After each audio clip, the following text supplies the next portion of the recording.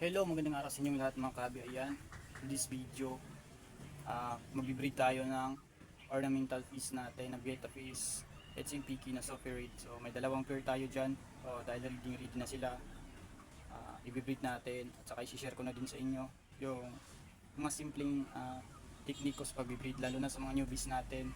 Ayan, so sana may matutunan kayo sa video kong to. So ayan nga mga kabi, ngayon lang tayo balik sa bibreed at update ng mga backyard natin dahil medyo busy tayo ng mga naunang mga buwan sa buhay-buhay natin. So ayan, may mga inuuna tayong mga bagay-bagay na importante.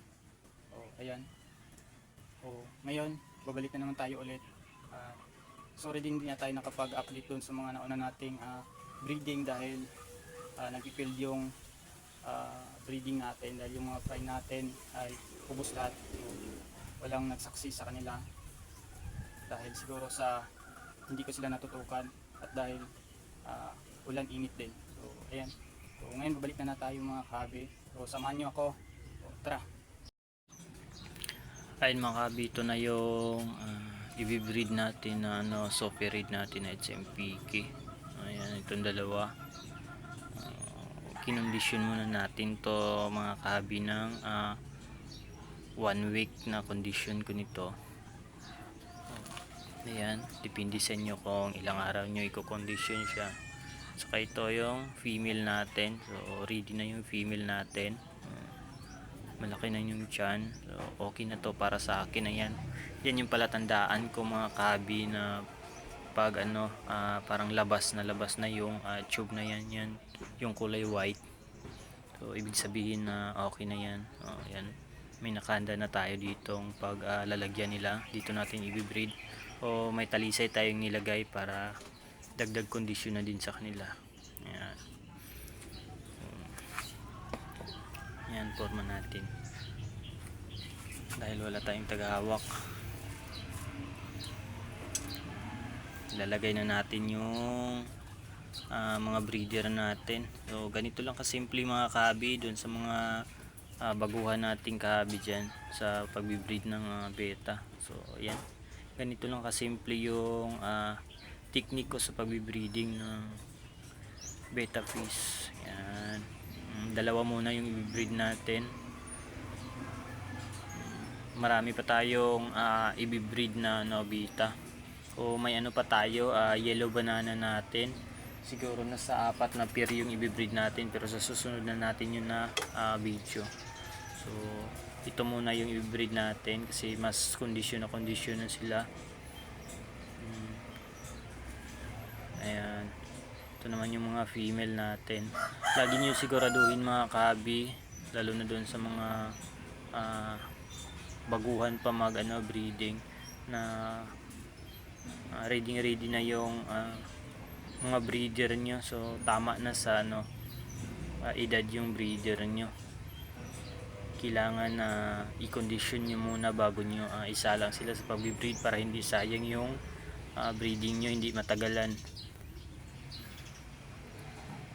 Ayan, ganito lang, pasimple lang.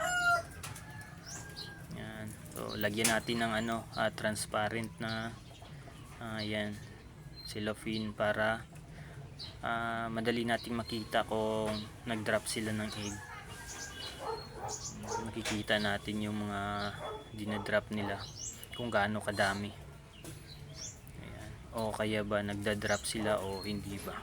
So, ayan, ganun lang yung purpose ko, para dyan din nila ilagay yung mga bubble nest nila. Ayan, para dali nating makita. Ayan, pakita ko lang sa inyo yung sit up natin. So ito yung day 1 natin mga kabi. Bali ito na yung day 1 natin ng pairing natin. So bali 24 hours natin tong pair sila.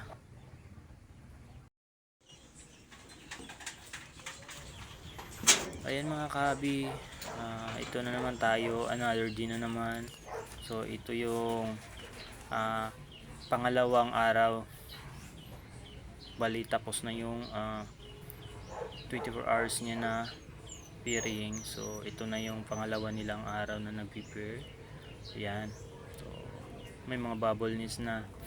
So, okay na to sa akin mga kahabi, pero kung gusto nyo pa talaga nakakapal pa yan, pwede nyo, kinabukasan nyo na lang, bitawan yan. Tanggalin ko lang tong talisay, okay na to kasi wag na natin hard talisay yung ano natin, beta natin.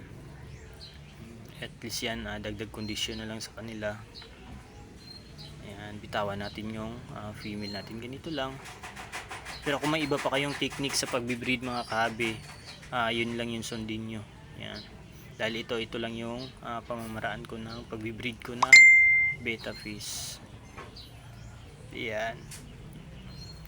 Hayaan na lang muna natin dito mga kahabi. Ayan. Yan, ganun talaga yan sila mga kahabi, parang nag-aaway pero ganun talaga yan sila pag nagbibreed. Ayan. Minsan yung babae, lumalaban yung babae. Pero okay lang yan kasi normal yan sa kanila.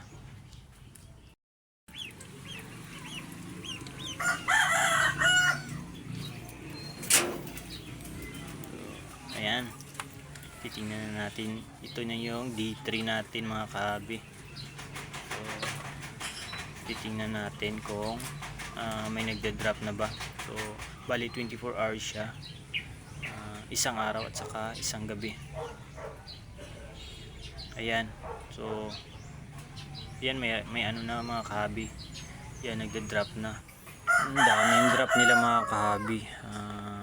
Sana success tong breeding natin na to. O, tanggalin na natin yung female, pwede na to. O, marami naman yung egg nila. Tsaka, ayan, hinahabol na yung female natin. Ibig sabihin, okay na yan. Hindi na sila mag-drop ng egg. Ayan. Tanggalin na natin to. Itong isa, wala, wasak yung pins na. Pero okay lang yan, madali lang yan makarecover. Ayan. Ganito lang kasimple yung mga technique ko mga kahabi. Ayan. Ayan, hayaan na lang muna natin yan. Takpan natin para hindi na madisturbo sila. So, sa susunod na araw naman tingnan. So ayan, ito na yung D5 natin mga kahabi. So kahapon hindi natin tiningnan kasi wala pang niya, hindi ko na lang nabidyohan. Hindi pa nagda-drop, siguro ngayon okay na siya. Nagda-drop na pero hindi pa free swim yung iba. So ayan, kung sa mga nagtatanong kung ano ba, parang kinakain nila yung mga fry nila, hindi yan kinakain mga kahabi. Ano yan, nilalagay na nila sa bunganga nila, tapos doon yan nila ilalagay sa mga bubbles nila. Yan, ito yung mga kahabi. Ito wala na to mga kahabi, bugok na yan, basta mga ganyan, nagkulay puti na yung niya, egg niya. Ayan, pero konti lang naman. Ayan, kung nakita nyo yung mga kulay itim-itim mga kahabi, ayan, yan yung mga fry. So hindi pa sila free swim, iba lang yung kasi ngayon pa yung nito, ngayon pa to nag start ng nila, nabubuhay yung iba. So ayan, sana maraming mag-success sa breeding natin na to. Sobrang dami nila. Ganun lang mga kahabi. Hindi naman mahirap mag-breed nito. So ayan, lagyan na lang natin ng takip mga kahabi kasi sensitive pa yung mga fry nito. So ayan, hanggang dito lang mga kahabi. Thank you.